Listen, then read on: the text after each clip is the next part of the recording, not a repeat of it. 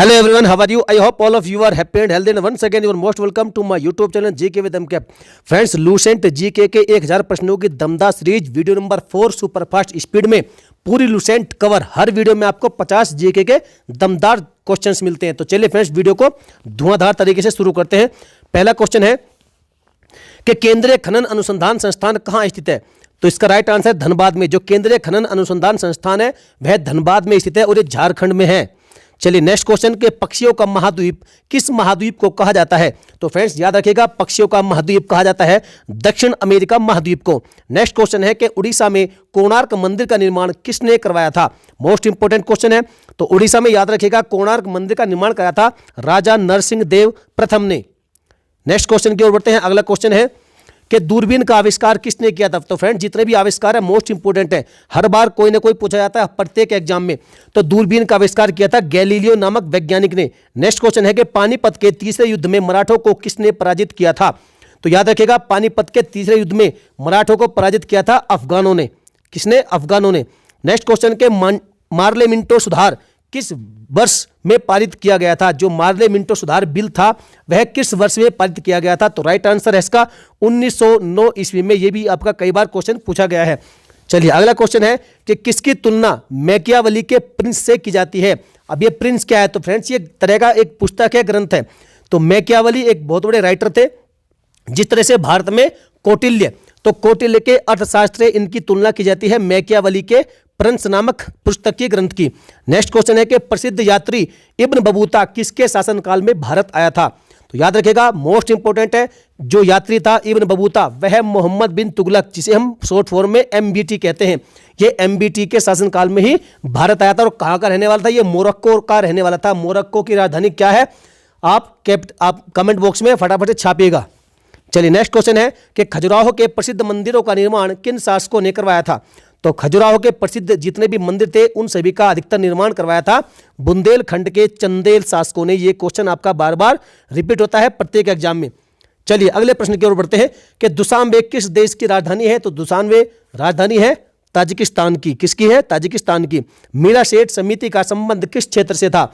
तो याद रखिएगा फ्रेंड्स, जो मीरा सेठ समिति थी उसका संबंध था हथकरघा के विकास से। हथकरघा के विकास से संबंधित थी मीरा सेठ समिति। नेक्स्ट क्वेश्चन है कि मन्नार की खाड़ी तथा बंगाल की खाड़ी के बीच में कौन सी खाड़ी स्थित है? तो मोस्ट इंपोर्टेंट है पाक की खाड़ी।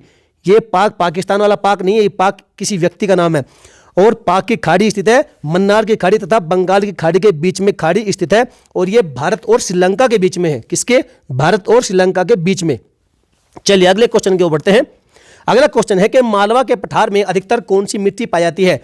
तो फ्रेंड्स मालवा के पठार में अधिकतर मिट्टी पाई जाती है लावा मिट्टी। नेक्स्ट क्वेश्चन है कि कपिल मुनि द्वारा प्रतिपादित दार्शनिक प्रणाली कौन सी है? या कह सकते हैं कि कपिल मुनि के द्वारा प्रतिपादित कौन सा दर्शन शास्त्र है? तो याद रखिएगा, सांख्य दर्शन ही जो है कपिल मुनि द्वारा प्रतिपादित दर्शन है या फिर प्रणाली है। नेक्स्ट क्वेश्चन है कि न्याय दर्शन के प्रतिपादक किसे माना जाता है? तो न्याय दर्शन के प्रतिपादक माना जाता है गौतम ऋषि को। किसको? ऋषि गौतम को। यदि आपसे पूछा जाए कि पतंजलि थे वो किस दर्शन के प्रतिपादक थे? तो पतंजलि थे भाई साहब किसके? योग दर्शन के। डिग्री सेल्सियस, यदि रेफ्रिजरेटर में हम फ्रिज में खाना या कोई भी खाद्य पदार्थ रखते हैं तो उसको ताजा रखने के लिए सुरक्षित तापमान माना जाता है 4 डिग्री सेल्सियस का। नेक्स्ट क्वेश्चन है कंप्यूटर में उपयोग आने वाली आईसी चिप्स किससे बनी होती है? तो वे बनी होती है सिलिकॉन से। नेक्स्ट, अल्जाइमर रोग में मानव शरीर का कौन सा अंग प्रभावित होता है? मोस्ट इंपोर्टेंट क्वेश्चन है। तो अल्जाइमर रोग में मानव शरीर का सबसे अधिक प्रभावित होने वाला अंग है मस्तिष्क। और ये लगभग फ्रेंड्स याद रखिएगा, अधिकतर ये बुढ़ापे में या कह सकते हैं कि 60 वर्ष की उम्र के बाद में ही ये रोग लगता है। चलिए आगे बढ़ते हैं। अगला क्वेश्चन है किस हार्मोन के स्रावित होने से हृदय गति बढ़ जाती है तथा उत्तेजना का अनुभव होता है? तो वह हार्मोन आपका एड्रेनलिन। मोस्ट इंपोर्टेंट क्वेश्चन है, बार बार रिपीट होता है। एड्रेनलिन नामक हार्मोन के स्रावित होने से ही हृदय गति बढ़ जाती है और उत्तेजना का, एक्साइटमेंट का अनुभव होता है, फीलिंग होती है। नेक्स्ट क्वेश्चन, प्रोजेक्ट एरो का संबंध किसके आधुनिकीकरण से है? तो याद रखिएगा, प्रोजेक्ट एरो ये आपका आया था 2008 में और इसका संबंध है डाकघर के आधुनिकीकरण से संबंध है प्रोजेक्ट एरो का। MRI आपने अक्सर सुना होगा। MRI का पूरा नाम क्या है आपको मालूम होना चाहिए। तो इसका नाम है फ्रेंड्स मैग्नेटिक रेजोनेंस इमेजिंग। याद रखिएगा, मैग्नेटिक रेजोनेंस इमेजिंग MRI का पूरा नाम है। चलिए, और इसमें अधिकतर जो है मस्तिष्क की जांच की जाती है। आगे बढ़ते हैं। अगला क्वेश्चन है उस पाल शासक का नाम बताइए जिसने विक्रमशिला विश्वविद्यालय की स्थापना की थी। मोस्ट इंपोर्टेंट, बार बार रिपीट होता है। तो वह प्रमुख शासक था, पाल वंश का धर्मपाल नामक प्रमुख शासक था ये। नेक्स्ट क्वेश्चन है कि गौतम बुद्ध की मां किस वंश से संबंधित थी। तो गौतम वंश की जो मां थी वो संबंधित थी कोलीय वंश से। किससे? कोलीय वंश। अगला क्वेश्चन है कि महावीर स्वामी का प्रथम अनुयायी कौन बना था। तो फ्रेंड्स याद रखिएगा, महावीर स्वामी का प्रथम अनुयायी बना था जामाली, और ये इनके दामाद भी थे, जामाली। चलिए आगे बढ़ते हैं। अगला क्वेश्चन है कि किस बौद्ध ग्रंथ में 16 महाजनपदों का उल्लेख है। मोस्ट इंपोर्टेंट, जबरदस्त धुआंधार प्रश्न है भाई साहब ये। तो बौद्ध ग्रंथ में 16 महाजनपदों का उल्लेख किसमें है? अंगुत्तर निकाय नामक बौद्ध ग्रंथ में ही 16 महाजनपदों का उल्लेख किया गया है। किस शिलाश्रय से सर्वाधिक चित्र प्राप्त हुए हैं? तो वह है भीमबेटका। भीमबेटका है कहां पर? आप कमेंट करके फटाफट से, मैंने कई बार आपको पहले बताया भी है। दिल्ली के किस सुल्तान ने बेरोजगारों के लिए रोजगार कार्यालय की स्थापना की थी? यह भाषा यूपीएससी के एग्जाम में पूछा गया अभी हाल ही में। तो इसका राइट आंसर है फिरोज शाह तुगलक। फिरोज शाह तुगलक ने ही जो है रोजगार कार्य की स्थापना की थी। किसके लिए? बेरोजगारों के लिए। चलिए आगे बढ़ते हैं। अगला क्वेश्चन है कि आबू का जैन मंदिर किस पत्थर से बना है। तो आबू का जो जैन मंदिर है वो बना है संगमरमर से। भारत के किस मध्यकालीन शासक ने इक्ता व्यवस्था प्रारंभ की थी। तो इक्ता प्रणाली के जो शुरुआत जिसने की थी वो थे इल्तुतमिश। नेक्स्ट क्वेश्चन कि 1665 ईस्वी में शिवाजी ने किस मुगल सेनानायक के साथ प्रसिद्ध पुरंदर की संधि पर हस्ताक्षर किए थे। तो याद रखिएगा 1665 ईस्वी में शिवाजी ने जो पुरंदर की संधि थी उस पर हस्ताक्षर किए थे। किसके साथ? जयसिंह के साथ में। जयसिंह और ये जो है शिवाजी के बीच में हुई थी पुरंदर की संधि। मोस्ट इंपोर्टेंट क्वेश्चन है।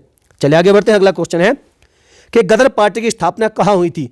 तो गदर पार्टी की स्थापना हुई थी संयुक्त राज्य अमेरिका में। और कब हुई थी? तो भाई साहब याद रखिएगा 15 जुलाई 1913 ईस्वी में हुई थी ये अमेरिका में। पेरियार गेम अभ्यारण्य किसके लिए प्रसिद्ध है? तो ये बाघों के लिए प्रसिद्ध है। और है कहां पर? ये केरल में है। 1907 के भारतीय राष्ट्रीय कांग्रेस के सूरत अधिवेशन के अध्यक्ष कौन थे? तो गोपाल कृष्ण गोखले थे 1907 के राष्ट्रीय कांग्रेस के सूरत अधिवेशन के अध्यक्ष। अगला क्वेश्चन है कि कार्डमम पहाड़ियां किन दो राज्यों की सीमा पर स्थित है। तो कार्डमम पहाड़ियों को हम इलायची की पहाड़ियां भी कहते हैं, और ये स्थित है आपके केरल और तमिलनाडु के बाउंड्री पर, सीमा पर। नेक्स्ट क्वेश्चन है कि राष्ट्रीय पर्यावरण अभियांत्रिकी संस्थान कहाँ स्थित है। तो राष्ट्रीय पर्यावरण अभियांत्रिकी संस्थान आपका स्थित है नागपुर में, महाराष्ट्र में। नागपुर महाराष्ट्र में ये स्थित है। और फ्रेंड्स आप बताइएगा कि कार्डमम पहाड़ियाँ किस पर्वत श्रेणी पर है। मैंने आपको बहुत बार बताया है दक्षिण भारत में है, और उस पर्वत श्रेणी का आप नाम लिखिएगा कमेंट बॉक्स में। अगला क्वेश्चन है कि कूलगाड़ी जो कि प्रसिद्ध एक सोने की खान है। तो कूलगाड़ी ऑस्ट्रेलिया के किस प्रांत में स्थित है। ये जो सोने और हीरे के खान के लिए प्रसिद्ध है ये। तो फ्रेंड्स ये जगह है आपकी वेस्टर्न ऑस्ट्रेलिया में स्थित। कौन सी? वेस्टर्न ऑस्ट्रेलिया में कूलगाड़ी। चलिए नेक्स्ट क्वेश्चन है कि अमीर खुसरो किसके दरबारी कवि थे। तो अमीर खुसरो दरबारी कवि थे अलाउद्दीन खिलजी के। दक्षिण में बहमनी साम्राज्य का संस्थापक कौन था। तो दक्षिण में बहमनी साम्राज्य का संस्थापक था हसन गंगू। सम्राट अशोक द्वारा किसको जरी कलम की उपाधि दी गई थी। तो जरी कलम की उपाधि दी गई थी मोहम्मद हुसैन को। ये कौन थे? ग्रंथकर्ता थे, और ये कश्मीर के रहने वाले थे। चलिए अगला क्वेश्चन है कि बाबर ने अपने बाबरनामा में किस हिंदू राज्य का उल्लेख किया है। तो फ्रेंड्स याद रखिएगा बाबर ने अपने बाबरनामा में 2 हिंदू राज्य और 2 हिंदू शासकों का प्रमुख उल्लेख किया है। कौन कौन थे? मेवाड़ था, और मेवाड़ के राजा राणा सांगा थी। विजयनगर साम्राज्य था, और विजयनगर के राजा कृष्णदेव राय थे। इन 2 ही शासकों का और 2 राज्यों का उल्लेख किया है अपने बाबरनामा में। महाराजा रणजीत सिंह के साम्राज्य की धार्मिक राजधानी क्या थी। तो धार्मिक राजधानी थी अमृतसर। जबकि राजनीतिक राजधानी की बात करें तो राजनीतिक राजधानी थी इनकी लाहौर। चलिए अगले क्वेश्चन की ओर बढ़ते हैं। अगला क्वेश्चन है कि एमजी गांधी, महात्मा गांधी द्वारा व्यक्तिगत सत्याग्रह आंदोलन के लिए प्रथम सत्याग्रही कौन चुने गए थे। तो राइट आंसर इसका विनोबा भावे जी। मुस्लिम लीग की स्थापना सन 1906 में कहां पर हुई थी। तो याद रखिएगा 1906 में मुस्लिम लीग की स्थापना हुई थी ढाका में। नेक्स्ट क्वेश्चन के मुगल कालीन भारत में राज्य की आय का प्रमुख स्रोत क्या था। तो मुगल कालीन भारत में राज्य की प्रमुख आय का स्रोत था भू राजस्व। चलिए आगे बढ़ते हैं। अगला क्वेश्चन है आपका कि भारतीय संविधान सभा की पहली बैठक कब हुई थी। याद रखिएगा भारतीय संविधान सभा की पहली बैठक हुई थी 9 दिसंबर 1940 ईस्वी को। बार बार एक क्वेश्चन रिपीट होता है। अगले क्वेश्चन की ओर बढ़ते हैं कि भारतीय संविधान सभा के स्थायी अध्यक्ष कौन थे। तो स्थायी अध्यक्ष थे आपके कौन? डॉक्टर राजेंद्र प्रसाद थे। जबकि यदि पूछा जाए आपको अस्थायी अध्यक्ष कौन थे, तो अस्थायी अध्यक्ष थे डॉक्टर सच्चिदानंद सिन्हा जी। नेक्स्ट क्वेश्चन है कि भारत राज्यों का संघ है, यह किस आर्टिकल में उल्लेखित है। तो मोस्ट इंपोर्टेंट है आर्टिकल 1। आर्टिकल 1 में उल्लेख किया गया कि भारत क्या है? एक राज्यों का संघ है, यूनियन है। अगला क्वेश्चन है कि हृदय की धड़कन नियंत्रित करने के लिए कौन सा खनिज आवश्यक है। तो याद रखिएगा, हृदय की धड़कन को कंट्रोल करने के लिए पोटेशियम नामक खनिज महत्वपूर्ण होता है, आवश्यक माना जाता है। अगला क्वेश्चन और आज का अंतिम प्रश्न कि न्यूट्रॉन की खोज किसने की थी? तो न्यूट्रॉन की खोज की थी फ्रेंड्स चैडविक ने। कब की थी? सन 1932 ईस्वी में की थी। तो चलिए फ्रेंड्स, वीडियो कैसे लगी आप बताइएगा जरूर। यदि अच्छी लगी तो फ्रेंड्स वीडियो को लाइक करिएगा और कमेंट करके हमें अपना समर्थन दीजिएगा। सभी दोस्तों में ग्रुप्स में शेयर करिएगा और जिसने अभी तक चैनल को सब्सक्राइब नहीं किया तो फ्रेंड्स सब्सक्राइब करके इस घंटे के निशान को जरूर दबा लीजिएगा, ताकि आने वाले समय में आपके पास सभी इंपॉर्टेंट वीडियो की नोटिफिकेशन टाइम टू टाइम पहुंच सके। तो चलिए फ्रेंड्स, मिलेंगे फिर किसी नेक्स्ट दमदार धुआंधार वीडियो में। जय हिंद, वंदे मातरम।